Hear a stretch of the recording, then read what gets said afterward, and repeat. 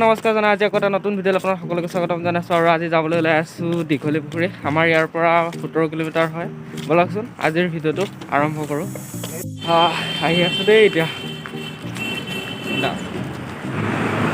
গাড়ীলৈ ৰখি আছোঁ দেই গাড়ীলৈ এতিয়া আছোঁ আমি।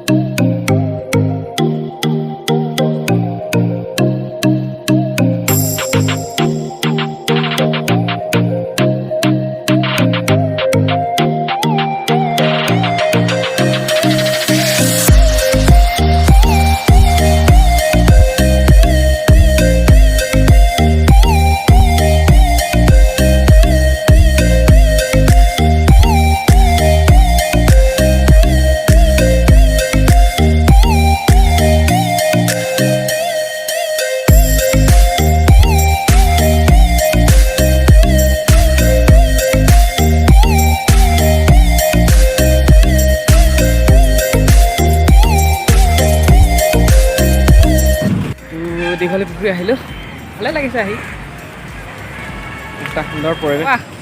দীঘলী পুখুৰী আহি কেনেকুৱা লাগিছে? ভাল লাগিছে। ইয়াতে খেলোঁগৈ নেকি অকণমান।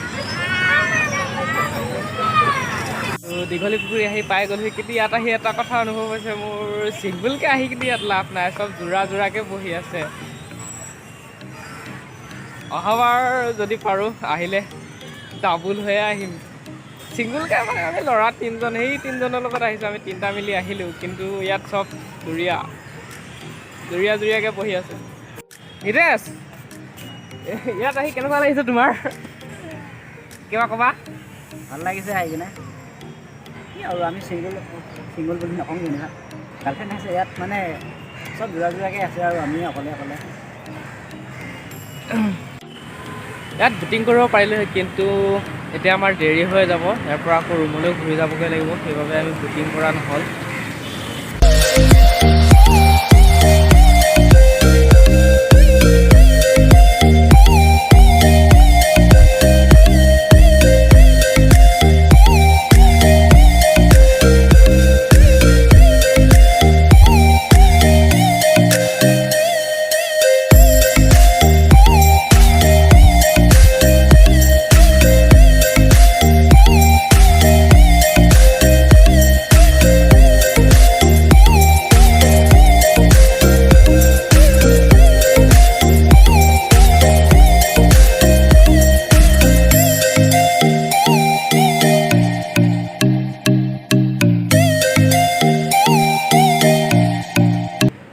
আজিৰ ভিডিঅ'টো বিশেষ একো নাই, আজি দুপৰীয়াটো পাৰ কৰিম বুলি দীঘলী পুখুৰীলৈকে আহিলোঁ। এনেই অকণমান দেখুৱালোঁ, কেনেকুৱা লাগিলে জনাব ভিডিঅ'টো। ভাল পালে লাইক কৰিব, কমেণ্ট কৰিব, শ্বেয়াৰ কৰিব আৰু ছাবস্ক্ৰাইব কৰিব নাপাহৰিব। ধন্যবাদ।